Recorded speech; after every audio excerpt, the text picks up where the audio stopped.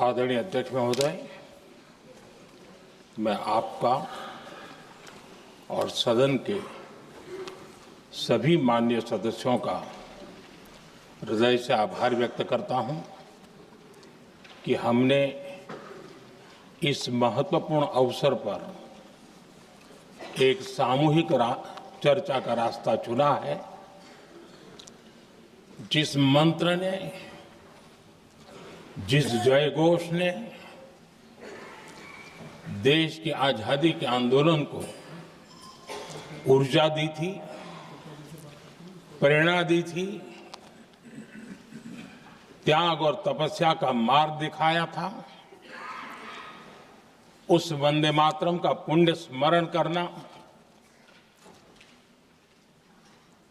इस सदन में हम सबका ये बहुत बड़ा सौभाग्य है।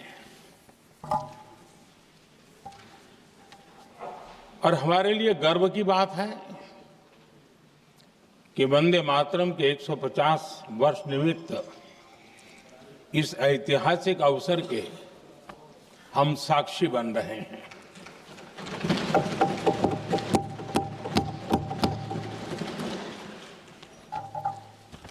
एक ऐसा कालखंड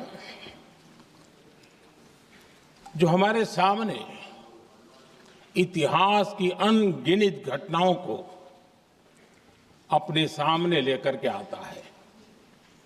ये चर्चा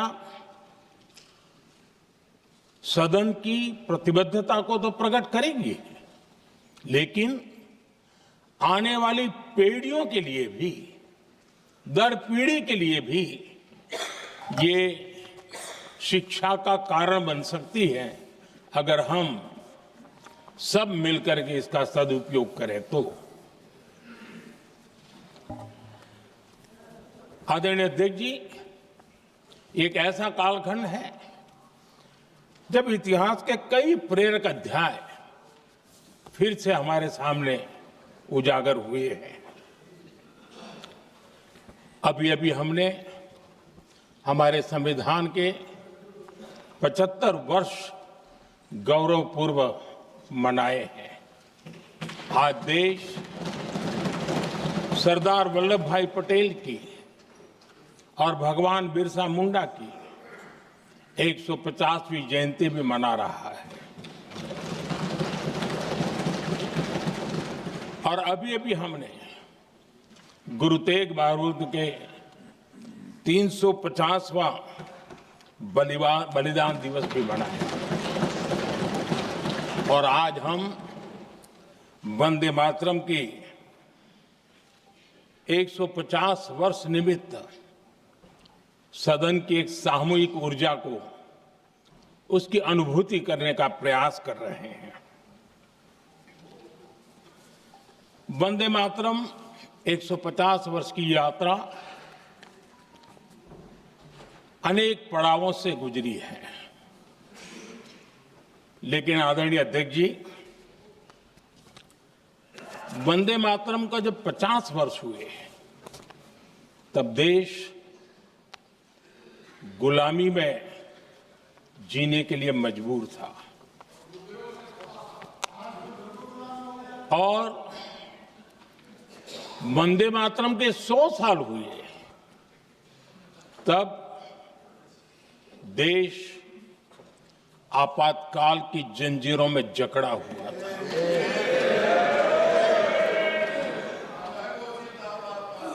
जब वंदे मातरम 100 साल के अत्यंत उत्तम पर्व था, तब भारत के संविधान का गला घोंट दिया गया था। जब वंदे मातरम 100 साल का हुआ, तब देशभक्ति के लिए जीने मरने वाले लोगों को जेल के सलाखों के पीछे बंद कर दिया गया था। जिस वंदे मातरम के गीत ने देश को आजादी की ऊर्जा दी थी, उसके जब 100 साल हुए तो दुर्भाग्य से एक काला कालखंड हमारे इतिहास में उजागर हो गया। हम लोकतंत्र के गिरोह में थे,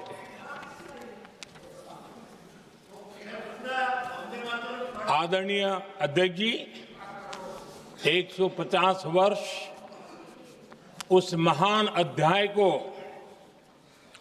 उस गौरव को पुनः स्थापित करने का अवसर है और मैं मानता हूं सदन ने भी और देश ने भी इस अवसर को जाने नहीं देना चाहिए।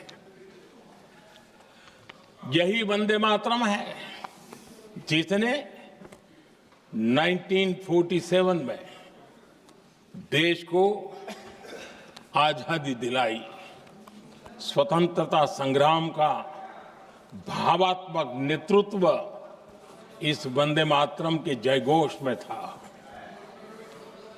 आदरणीय अध्यक्ष जी, आपके समक्ष आज जब मैं वंदे मातरम 150 निमित्त चर्चा के लिए आरंभ करने खड़ा हुआ हूं, यहां कोई पक्ष प्रतिपक्ष नहीं है, क्योंकि हम सब यहां जो बैठे हैं एक्चुअली हमारे लिए रण स्वीकार करने का अवसर है कि जिस वंदे मातरम के कारण लक्षावधि लोग आजादी का आंदोलन चला रहे थे और उसी का परिणाम है कि आज हम सब यहां बैठे हैं। और इसलिए हम सभी सांसदों के लिए, हम सभी जनप्रतिनिधियों के लिए वंदे मातरम के रण स्वीकार करने का ये पावन पर्व है।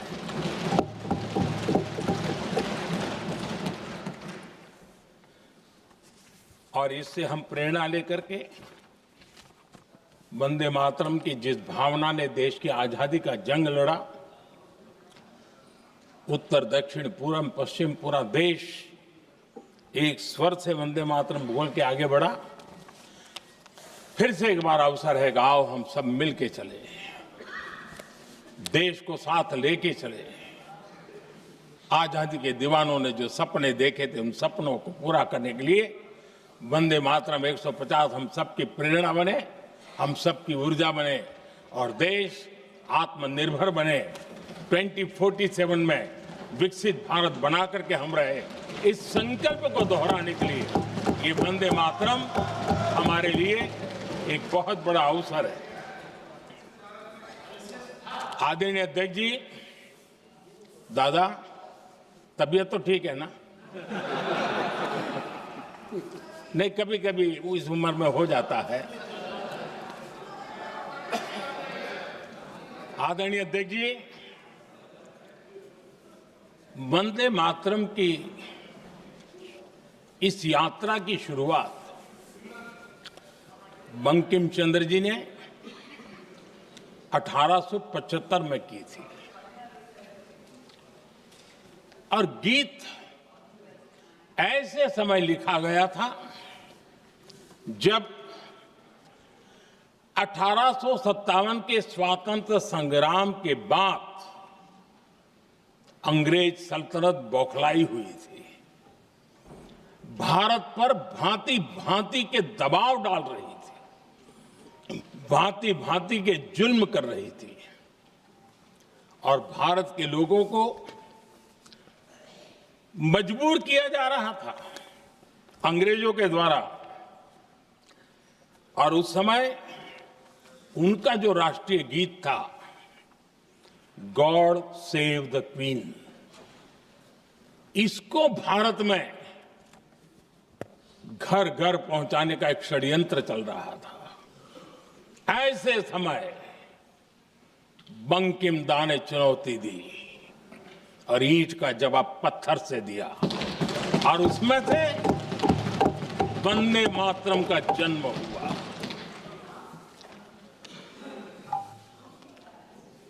इसके कुछ वर्ष बाद 1882 में जब उन्होंने आनंद मठ लिखा तो इस गीत का उसमें समावेश किया गया। आदरणीय अध्यक्ष जी, वंदे मातरम ने उस विचार को पुनर्जीवित किया था जो हजारों वर्ष से भारत की रग रग में रचा बसा था। उसी भाव को, उसी संस्कारों को, उसी संस्कृति को, उसी परंपरा को उन्होंने बहुत ही उत्तम शब्दों में, उत्तम भाव के साथ वंदे मातरम के रूप में हम सबको बहुत बड़ी सौगात दी थी। वंदे मातरम ये सिर्फ केवल राजनीतिक आजादी की लड़ाई का मंत्र नहीं था। सिर्फ हम अंग्रेज जाए और हम खड़े हो जाएं, अपने राह पर चले, इतने मात्र तक वंदे मातरम प्रेरित नहीं करता था, उससे कहीं आगे था। आजादी की लड़ाई इस मातृभूमि को मुक्त कराने का भी जंग था। अपनी मां भारती को उन बेड़ियों से मुक्ति दिलाने का एक पवित्र जंग था। और वंदे मातरम की पृष्ठभूमि हम देखें, उसके संस्कार सरिता देखें, तो हमारे यहां वेद काल से एक बात बार बार हमारे सामने आई है। जब वंदे मातरम कहते हैं तो वही वेद काल की बात हमें याद आती है। वेद काल से कहा गया है, माता भूमि ही पुत्रो अहम पृथिव्याः, अर्थात ये भूमि मेरी माता है और मैं पृथ्वी का पुत्र हूं। आदरणीय अध्यक्ष जी, यही वो विचार है जिसको प्रभु श्री राम ने भी लंका के वैभव को छोड़ते हुए कहा था, जननी जन्मभूमिश्च स्वर्गादपि गरीयसी।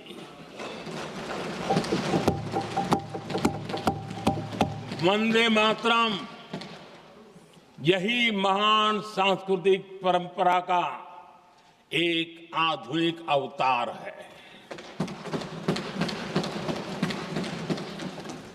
आदरणीय अध्यक्ष जी, बंकिम दा ने जब वंदे मातरम की रचना की तो स्वाभाविक ही वो स्वतंत्रता आंदोलन का स्वर बन गया। पूरब से पश्चिम, उत्तर से दक्षिण, वंदे मातरम हर भारतीय का संकल्प बन गया। इसलिए वंदे मातरम की स्तुति में लिखा गया था, मातृभूमि स्वतंत्रता की वेदिका पर मदोमय, मातृभूमि स्वतंत्रता की वेदिका पर मोदमय, स्वार्थ का बलिदान है यह शब्द है वंदे मातरम।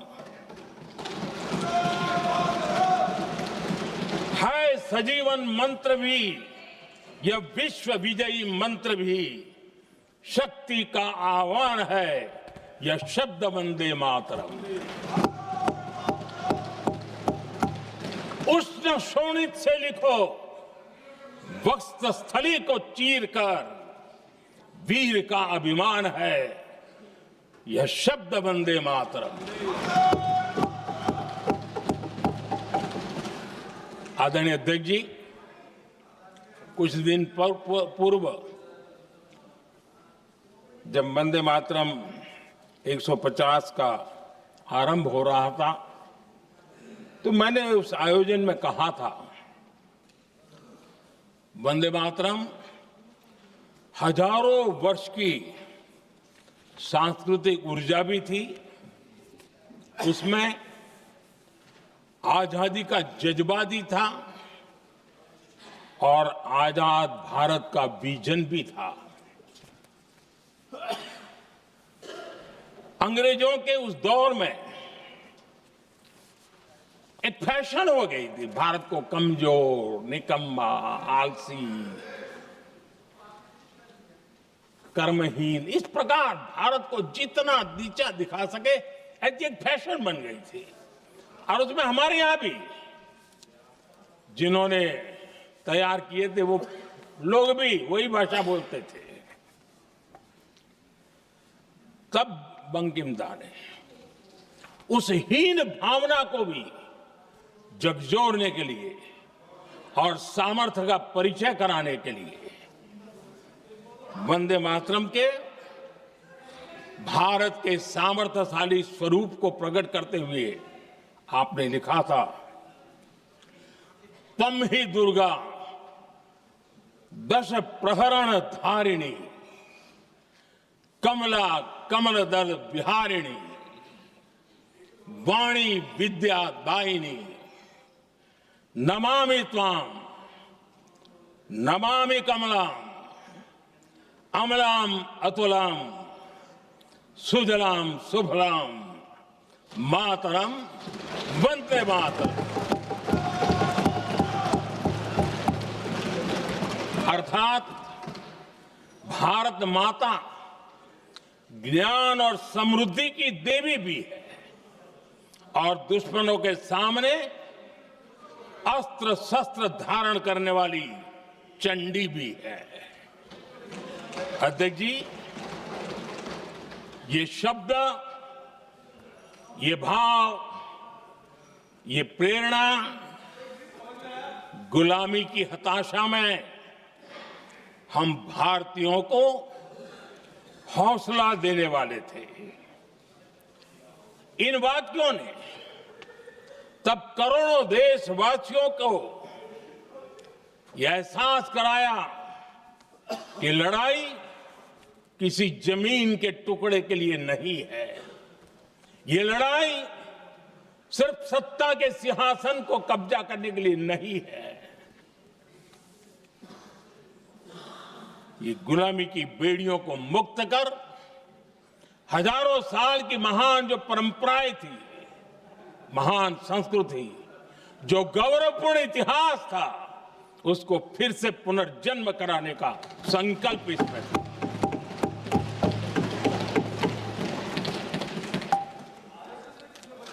आदरणीय अध्यक्ष जी,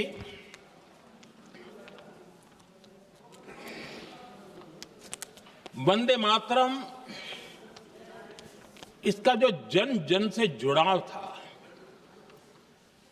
ये हमारे स्वतंत्र संग्राम की एक लंबी गाथा अभिव्यक्त होती है। आदरणीय अध्यक्ष जी, जब भी जैसे किसी नदी की चर्चा होती है, चाहे सिंधु हो, सरस्वती हो, कावेरी हो, गोदावरी हो, गंगा हो, यमुना हो, उस नदी के साथ एक सांस्कृतिक धारा प्रवाह, एक विकास यात्रा का धारा प्रवाह, एक जन जीवन की यात्रा का प्रवाह उसके साथ जुड़ जाता है। लेकिन क्या कभी किसी ने सोचा है कि आजादी जंग के हर पड़ाव, वो पूरी यात्रा वंदे मातरम की भावनाओं से गुजरता था, उसके तट पर पल्लवित होता था। ऐसा भाव काव्य शायद दुनिया में कहीं उपलब्ध नहीं होगा। आदरणीय अध्यक्ष जी,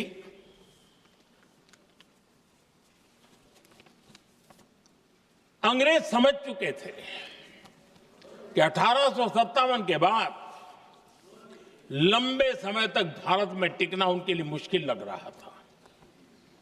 और जिस प्रकार से वो अपने सपने लेकर के आए थे, तब उनको लगा कि जब तक भारत को बांटेंगे नहीं, जब तक भारत को टुकड़ों में नहीं बांटेंगे, भारत में ही लोगों को एक दूसरे से लड़ाएंगे नहीं, तब तक यहां राज करना मुश्किल है। और अंग्रेजों ने बांटो और राज करो इस रास्ते को चुना और उन्होंने बंगाल को इसकी प्रयोगशाला बनाया, क्योंकि अंग्रेज भी जानते थे वो एक वक्त था जब बंगाल का बौद्धिक सामर्थ्य देश को दिशा देता था, देश को ताकत देता था, देश को प्रेरणा देता था। और इसलिए अंग्रेज भी चाहते थे कि बंगाल का ये जो सामर्थ्य है वो पूरे देश की शक्ति का एक प्रकार से केंद्र बिंदु है। और इसलिए अंग्रेजों ने सबसे पहले बंगाल के टुकड़े करने की दिशा में काम किया और अंग्रेजों का मानना था कि एक बार बंगाल टूट गया तो ये देश भी टूट जाएगा और वो यावत चंद्र दिवाकरो राज करते रहेंगे, ये इनकी सोच थी। 1905 में अंग्रेजों ने बंगाल का विभाजन किया, लेकिन जब अंग्रेजों ने 1905 में ये पाप किया तो वंदे मातरम चट्टान की तरह खड़ा रहा। बंगाल की एकता के लिए वंदे मातरम गली गली का नाद बन गया था और वही नारा प्रेरणा देता था। अंग्रेजों ने बंगाल विभाजन के साथ ही भारत को कमजोर करने के बीच और अधिक बोने की दिशा पकड़ ली थी, लेकिन वंदे मातरम एक स्वर एक सूत्र के रूप में अंग्रेजों के लिए चुनौती बनता गया और देश के लिए चट्टान बनता गया। आदरणीय अध्यक्ष जी, बंगाल का विभाजन तो हुआ, लेकिन एक बहुत बड़ा स्वदेशी आंदोलन खड़ा हुआ और तब वंदे मातरम हर तरफ गूंज रहा था। अंग्रेज समझ गए थे कि बंगाल की धरती से निकला बंकिम दा का ये भाव सूत्र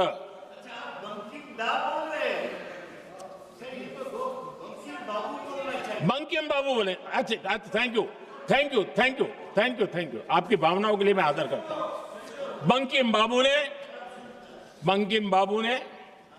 थैंक यू दादा, थैंक यू। हाँ,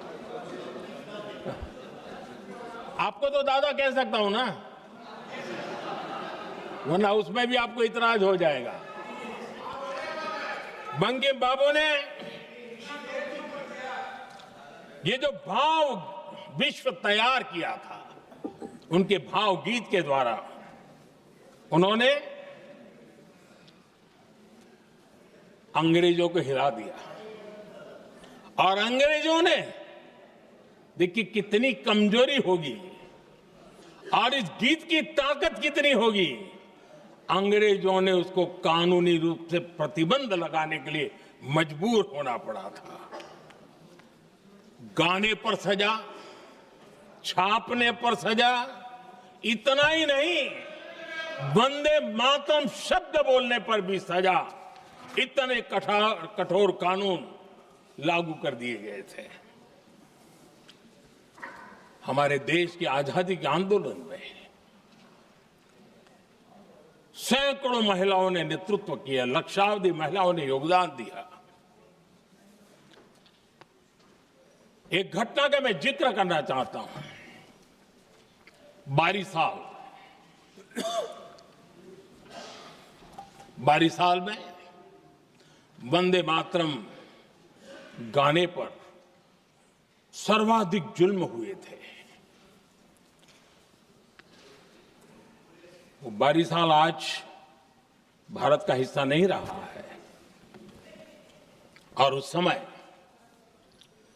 बारिशाल की हमारी माताएं, बहनें, बच्चे मैदान में उतरी थी वंदे मातरम के स्वाभिमान के लिए।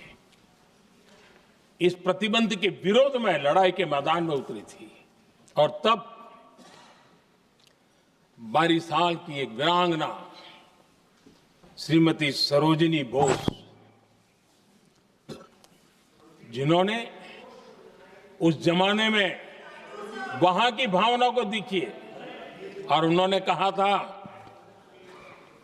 कि वंदे मातरम जो प्रतिबंध लगा है, जब तक ये प्रतिबंध नहीं हटता है मैं अपनी चूड़ियां जो पहनती हूं निकाल दूंगी। भारत में वो एक जमाना था, चूड़ी निकालना यानी महिला के जीवन की एक बहुत बड़ी घटना हुआ करती, लेकिन उनके लिए वंदे मातरम की वो भावना थी। उन्होंने अपनी सोने की चूड़ियां, जब तक वंदे मातरम प्रतिबंध नहीं हटेगा मैं दोबारा नहीं धारण करूंगी, ऐसा बड़ा व्रत ले लिया था। हमारे देश के बालक भी पीछे नहीं रहे थे। उनको कोड़े की सजा होती थी, छोटी छोटी उम्र में उनको जेल में बंद कर दिया जाता। और उन दिनों खास करके बंगाल की गलियों में लगातार वंदे मातरम के लिए प्रभात फेरियां निकलती थी। अंग्रेजों के नाको दम कर दिया था। और उस समय गीत गूंजता था बंगाल में, जाए जाबे जीवनो चोले, जाए जाबे जीवनो चोले, जोगो तो माजे तोमार काजे वंदे मातरम बोले। अर्थात हे मां, संसार में तुम्हारा काम करते और वंदे मातरम कहते जीवन भी चला जाए तो वो जीवन भी धन्य है, ये बंगाल की गलियों में बच्चे कह रहे हैं। ये गीत उन बच्चों की हिम्मत का स्वर था और उन बच्चों की हिम्मत ने देश को हिम्मत दी थी। बंगाल की गलियों से निकली आवाज देश की आवाज बन गई थी।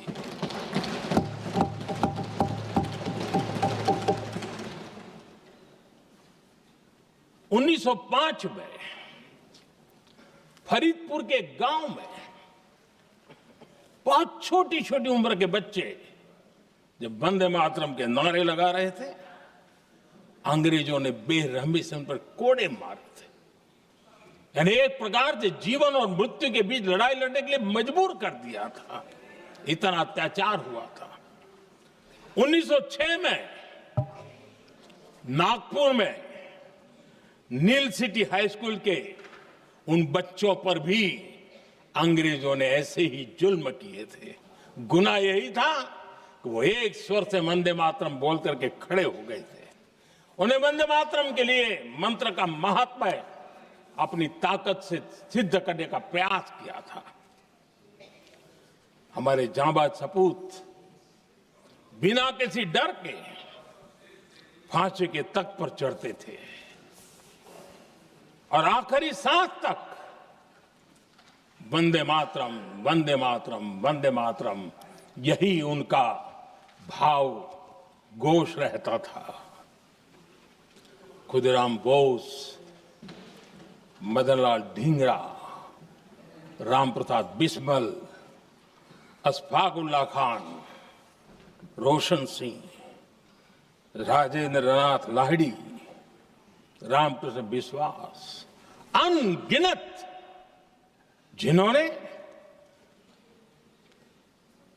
वंदे मातरम कहते कहते फांसी के फंदे को अपने गले पर लगाया था। लेकिन देखिए, ये अलग अलग जेलों में होता था, अलग अलग इलाकों में होता था। प्रक्रिया करने वाले चेहरे अलग थे, लोग अलग थे,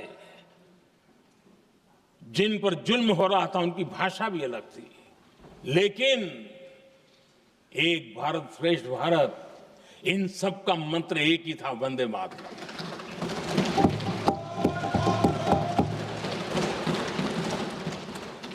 चटगांव की स्वराज क्रांति, जिन युवाओं ने अंग्रेजों को चुनौती दी, वे भी इतिहास के चमकते हुए नाम है।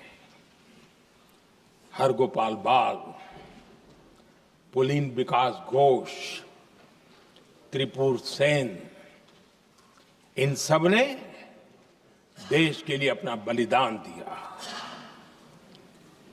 मास्टर सूर्यसेन को 1934 में जब फांसी दी गई, तब उन्होंने अपने साथियों को एक पत्र लिखा और पत्र में एक ही शब्द की गूंज थी और वो शब्द था वंदे मातरम।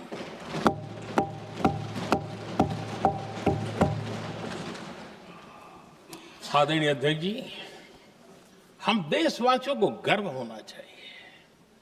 दुनिया के इतिहास में कहीं पर भी ऐसा कोई काव्य नहीं हो सकता, ऐसा कोई भावगीत नहीं हो सकता जो सदियों तक एक लक्ष्य के लिए कोटि कोटि जनों को प्रेरित करता हो और जीवन आहूत करने के लिए निकल पड़ते हो। दुनिया में ऐसा कोई भावगीत नहीं हो सकता जो वंदे मातरम। पूरे विश्व को पता होना चाहिए कि गुलामी के कालखंड में भी ऐसे लोग हमारे यहां पैदा होते थे जो इस प्रकार के भावगीत की रचना कर सकते थे। ये विश्व के लिए अजूबा है, हमें गर्व से कहना चाहिए, तब दुनिया भी मानना शुरू करेगी। ये हमारी स्वतंत्रता का मंत्र था, ये बलिदान का मंत्र था, ये ऊर्जा का मंत्र था, ये सात्विकता का मंत्र था, ये समर्पण का मंत्र था, ये त्याग और तपस्या का मंत्र था, संकटों को सहने का सामर्थ्य देने का ये मंत्र था, और वो मंत्र वंदे मातरम था। और इसलिए गुरुदेव रविंद्रनाथ टैगोर ने लिखा था, उन्होंने लिखा था, एकी सूत्रे बांधी आछी सोहोस्टोटी मौन, एक ही कार्य सौंपी आछी सहस्त्र जीवन, वंदे मातरम। अर्थात एक सूत्र में बंधे हुए सहस्त्र मन, एक ही कार्य में अर्पित सहस्त्र जीवन, वंदे मातरम। ये रविंद्रनाथ टैगोर जी ने लिखा। आदरणीय अध्यक्ष जी, उसी कालखंड में वंदे मातरम की रिकॉर्डिंग दुनिया के अलग अलग भागों में पहुंची और लंदन में जो क्रांतिकारियों की एक प्रकार से तीर्थ भूमि बन गया था, वो लंदन का इंडिया हाउस, वीर सावरकर जी ने वहां वंदे मातरम गीत, और वहां ये गीत बार बार गूंजता था। देश के लिए जीने मरने वालों के लिए वो एक बहुत बड़ा प्रेरणा का अवसर रहता था। उसी समय बिपिन चंद्र पाल और महर्षि अरविंद घोष, उन्होंने अखबार निकाले, उस अखबार का नाम भी उन्होंने वंदे मातरम रखा। यानी डगर डगर पर अंग्रेजों की नींद हराम करने के लिए वंदे मातरम काफी हो जाता था, और इसलिए उन्होंने इस नाम रखा। अंग्रेजों ने अखबारों पर रोक लगा दी, तो मैडम भिकाजी कामा ने पेरिस में एक अखबार निकाला और उसका नाम उन्होंने वंदे मातरम रखा। आदरणीय अध्यक्ष जी, वंदे मातरम ने भारत को स्वावलंबन का रास्ता भी दिखाया। उस समय माचिस की डिबिया, मैच बॉक्स, वहां से लेकर के बड़े बड़े शिप, उस पर भी वंदे मातरम लिखने की परंपरा बनी और बाहरी कंपनियों को चुनौती देने का एक माध्यम बन गया, स्वदेशी का एक मंत्र बन गया। आजादी का मंत्र स्वदेशी के मंत्र की तरफ विस्तार होता गया। आदरणीय अध्यक्ष जी, मैं एक और घटना का जिक्र भी करना चाहता हूं। 1907 में जब वीओ चिदम्बरम पिल्लाई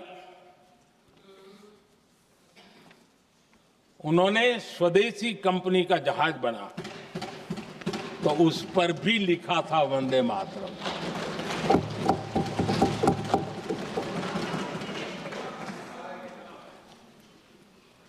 राष्ट्रकवि सुब्रमण्य भारती ने वंदे मातरम को तमिल में अनुवाद किया, स्तुति गीत लिखे। उनके कई तमिल देशभक्ति गीतों में वंदे मातरम की श्रद्धा साफ साफ नजर आती है। शायद सभी लोगों को, हो सकता है तमिलनाडु के लोगों को पता हो, लेकिन सभी लोगों को ये बात का पता न हो कि भारत का ध्वज गीत वी सुब्रमण्यम भारती ने ही लिखा था। उस ध्वज गीत का वर्णन जिस पर वंदे मातरम लिखा हुआ था, तमिल में इस ध्वज गीत का शीर्षक था ताइन माणी कोड़ी पारीर, तालंदु पणिंदु पुलहिंद्रु वारीर। अर्थात देश प्रेमियों, दर्शन कर लो, सविनय अभिनंदन कर लो, मेरी मां की दिव्य ध्वजा का वंदन कर लो।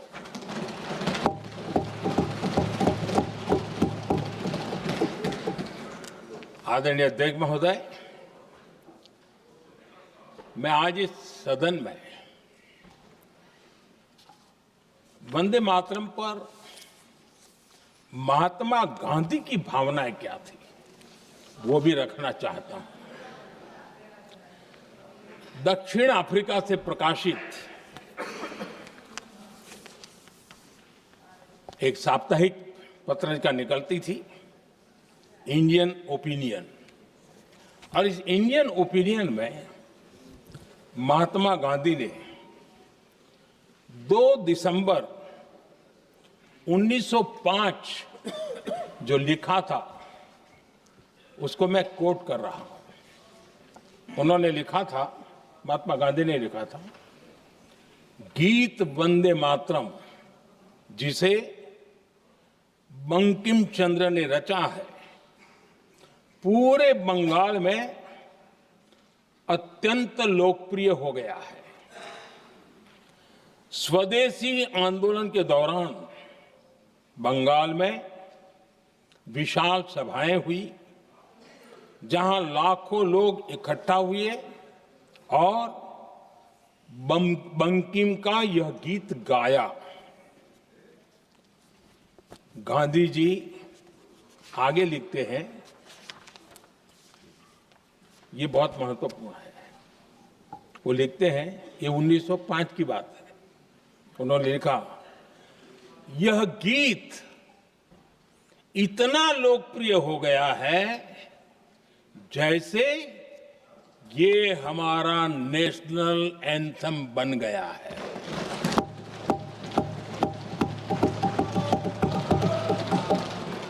इसकी भावनाएं महान है और यह अन्य राष्ट्रों के गीतों से अधिक मधुर है। इसका एकमात्र उद्देश्य हम में देशभक्ति की भावना जगाना है। यह भारत को मां के रूप में देखता है और उसकी स्तुति करता है। अध्यक्ष जी, जो वंदे मातरम 1905 में महात्मा गांधी को नेशनल एंथम के रूप में दिखता था, देश के हर कोने में, हर व्यक्ति के जीवन में जो भी देश के लिए जीता जानता, देश के लिए जागता था, उन सब के लिए वंदे मातरम की ताकत बहुत बड़ी थी। वंदे मातरम इतना महान था, जिसकी भावना इतनी महान थी, तो फिर पिछली सदी में इसके साथ इतना बड़ा अन्याय क्यों हुआ?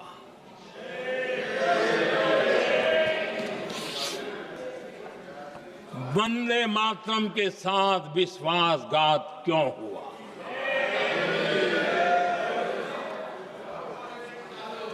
ये अन्याय क्यों हुआ? वो कौन सी ताकत थी जिसकी इच्छा खुद पूज्य बापू की भावनाओं पर भी भारी पड़ गई, जिसने वंदे मातरम जैसी पवित्र भावना को भी विवादों में घसीट दिया? मैं समझता हूं कि आज जब हम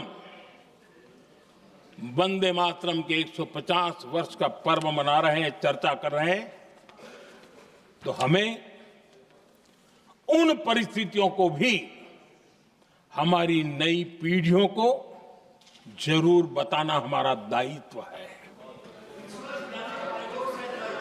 जिससे के वजह से वंदे मातरम के साथ विश्वासघात किया गया।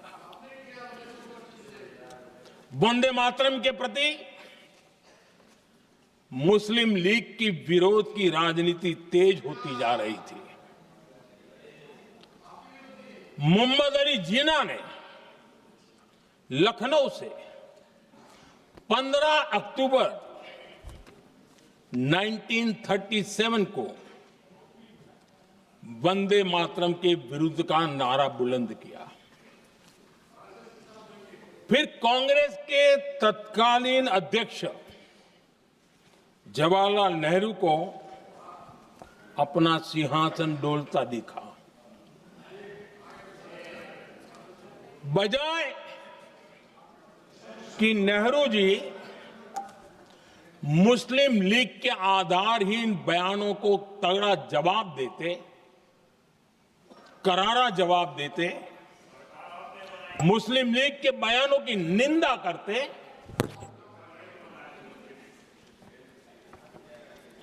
और वंदे मातरम के प्रति खुद की भी और कांग्रेस पार्टी की भी निष्ठा को प्रकट करते, लेकिन उल्टा हुआ। वो ऐसा क्यों कर रहे, वो तो पूछा ही नहीं, न जाना, लेकिन उन्होंने वंदे मातरम की ही पड़ताल शुरू कर दी। जिन्ना के विरोध के 5 दिन बाद ही 20 अक्टूबर को नेहरू जी ने नेताजी सुभाष बाबू को चिट्ठी लिखी। उस चिट्ठी में जिन्ना की भावना से नेहरू जी अपनी सहमति जताते हुए कि वंदे मातरम की, ये जो उन्होंने सुभाष बाबू को लिखा है, वंदे मातरम की आनंद मठ वाली पृष्ठभूमि मुसलमानों को इरिटेट कर सकती है। मैं नेहरू जी का कोट पढ़ता हूं। नेहरू जी कहते हैं, मैंने वंदे मातरम गीत का बैकग्राउंड पढ़ा है। नेहरू जी फिर लिखते हैं, मुझे लगता है कि ये जो बैकग्राउंड है, इससे मुस्लिम भड़केंगे। साथियों, इसके बाद कांग्रेस की तरफ से बयान आया कि 26 अक्टूबर से कांग्रेस कार्य समिति की एक बैठक कोलकाता में होगी, जिसमें वंदे मातरम के उपयोग की समीक्षा की जाएगी। बंकिम बाबू का बंगाल, बंकिम बाबू का कोलकाता, और उसको चुना गया और वहां पर समीक्षा करना तय किया। पूरा देश हतप्रभ था, पूरा देश हैरान था। पूरे देश में देशभक्तों ने इस प्रस्ताव के विरोध में देश के कोने कोने में प्रभात फेरियां निकाली, वंदे मातरम गीत गाया।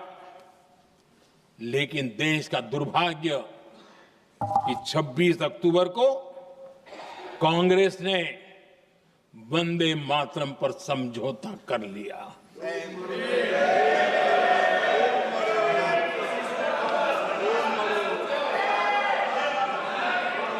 वंदे मातरम के टुकड़े करने के फैसले में,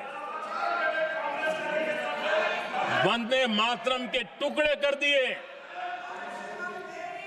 उस फैसले के पीछे नकाब ये पहना गया, चोला ये पहना गया कि ये तो सामाजिक सद्भाव का काम है।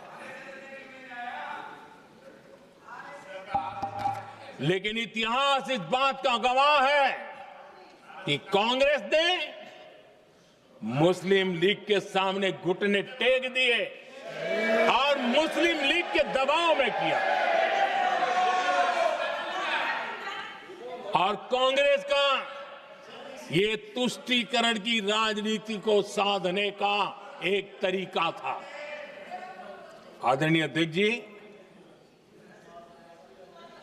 तुष्टीकरण की राजनीति के दबाव में कांग्रेस वंदे मातरम के बंटवारे के लिए झुकी। इसलिए कांग्रेस को एक दिन भारत के बंटवारे के लिए झुकना पड़ा।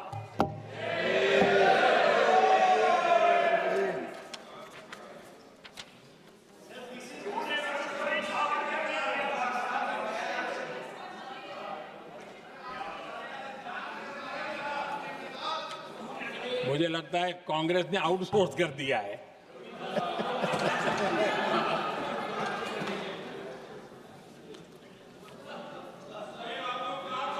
दुर्भाग्य से कांग्रेस की नीतियां वैसी की वैसी थी है, और इतना ही नहीं, आईएनसी चलते चलते एमएमसी हो गया है।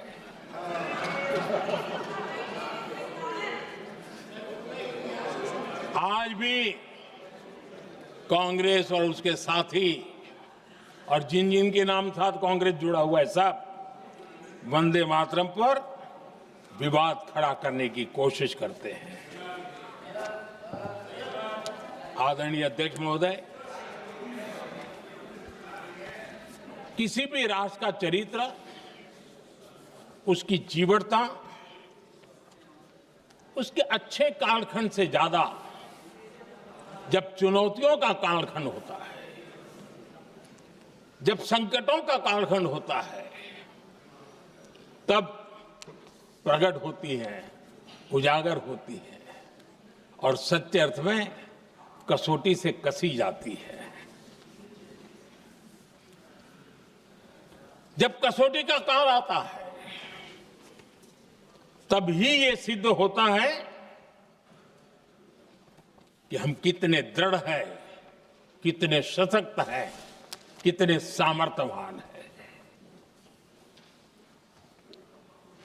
1947 में देश आजाद होने के बाद देश की चुनौतियां बदली, देश की प्राथमिकताएं बदली, लेकिन देश का चरित्र, देश की जीवटता वही रही, वही प्रेरणा मिलती रही। भारत पर जब जब संकट आए, देश हर बार वंदे मातरम की भावना के साथ आगे बढ़ा।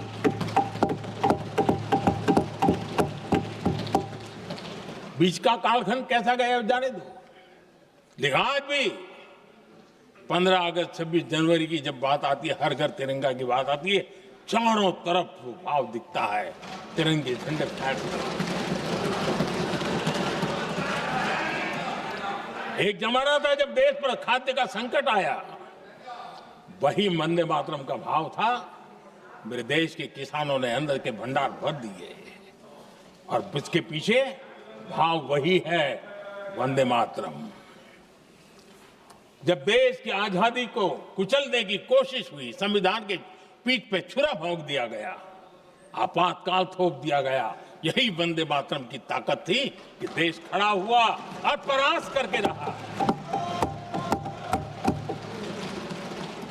देश पर जब भी युद्ध थोपे गए, देश को जब भी संघर्ष की नौबत आई, यही वंदे मातरम का भाव था। देश का जवान सीमाओं पर अड़ गया और मां भारती का झंडा फहराता रहा, विजय से प्राप्त कर। कोरोना जैसे वैश्विक महासंकट आया, यही देश उसी भाव से खड़ा हुआ, उसको भी परास्त करके आगे बढ़ गया। आदरणीय अध्यक्ष जी, यह राष्ट्र की शक्ति है, यह राष्ट्र को भावनाओं से जोड़ने वाला सामर्थ्यवान एक ऊर्जा प्रवाह है, ये चेतना प्रवाह है, ये संस्कृति की अविरल धारा का प्रतिबिंब है, उसका प्रकटीकरण है। ये वंदे मातरम हमारे लिए सिर्फ स्मरण करने का काल नहीं, एक नई ऊर्जा, नई प्रेरणा का लेने का काल बन जाए और हम उसके लिए प्रति समर्पित होते चले। और मैंने पहले कहा, हम लोगों पर तो कर्ज है वंदे मातरम का। वही वंदे मातरम है जिसने वो रास्ता बनाया, जिस रास्ते से हम यहां पहुंचे हैं, और इसलिए हमारा कर्ज बनता है।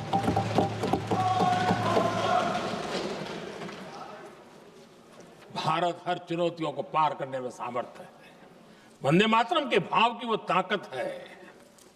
वंदे मातरम ये सिर्फ गीत या भावगीत नहीं, ये हमारे लिए प्रेरणा है।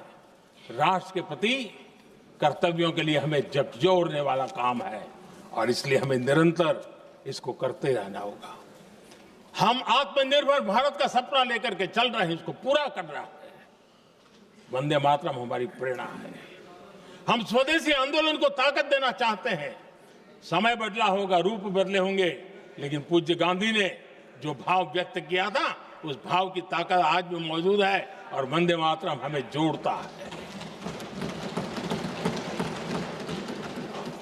देश के महापुरुषों का सपना था स्वतंत्र भारत का। देश की आज की पीढ़ी का सपना है समृद्ध भारत का। आजाद भारत का सपने को सिंचा था वंदे भारत की भावना है, वंदे मातरम की भावना ने। समृद्ध भारत के सपने को सिंचेगा वंदे मातरम की भावना। उसी भावना को लेकर के हमें आगे चलना है और हमें आत्मनिर्भर भारत बनाना। 2047 में देश विकसित भारत बन के रहे। अगर आजादी के 50 साल पहले कोई आजाद भारत का सपना देख सकता था, तो 25 साल पहले हम भी तो समृद्ध भारत का सपना देख सकते हैं, विकसित भारत का सपना देख सकते हैं और इस सपने के लिए अपने आप को खपा भी सकते हैं। इसी मंत्र, इसी संकल्प के साथ वंदे मातरम हमें प्रेरणा देता रहे। वंदे मातरम का हम ऋण स्वीकार करें, वंदे मातरम की भावना को लेकर के चले, देशवासियों को साथ लेकर के चले, हम सब मिलकर के चले, इस सपने को पूरा करें। इसी एक भाव के साथ ये चर्चा का आज आरंभ हो रहा है। मुझे पूरा विश्वास है कि दोनों सदनों में देश के अंदर वो भाव भरने वाला कारण बनेगा, देश को प्रेरित करने वाला कारण बनेगा, देश की नई पीढ़ी को ऊर्जा देने का कारण बनेगा। इन्हीं शब्दों के साथ आपने मुझे अवसर दिया, मैं आपका बहुत बहुत आभार व्यक्त करता हूं। बहुत बहुत धन्यवाद। वंदे मातरम, वंदे मातरम।